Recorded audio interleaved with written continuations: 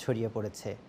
নিয়ার্ন, ডাভা এবং লোচিনডর্ফ এই ৩ এলাকায় ছড়িয়ে পড়েছে দাবানল। টানা তৃতীয় দিনের মতো আগুন নেভাতে কাজ করে যাচ্ছেন ফায়ার সার্ভিসের কর্মীরা। শনিবার বিকেলে প্রথম অ্যালার্ম পাওয়ার পর থেকেই একাধিক ফায়ার সার্ভিস ইউনিট ঘটনাস্থলে গিয়ে দাবানল নিয়ন্ত্রণে কাজ শুরু করে। হেলিকপ্টার থেকে পানি ঢালাসহ সব ধরনের আধুনিক প্রযুক্তি ও যন্ত্রপাতি ব্যবহার করা হচ্ছে। আগুন যেন জনবসতিপূর্ণ এলাকায় পৌঁছাতে না পারে সে বিষয়েও সতর্ক রয়েছে স্থানীয় কর্তৃপক্ষ।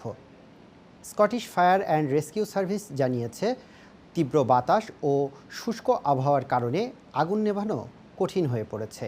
তবে নিরলস কাজ করে যাচ্ছে দমকল বাহিনী। দাবানলের কারণে এলাকার কিছু পথ ও রাস্তা বন্ধ করে দেওয়া হয়েছে। যদিও এখন পর্যন্ত কোনো প্রাণহানি বা বড় ধরনের ক্ষয়ক্ষতির খবর পাওয়া যায়নি।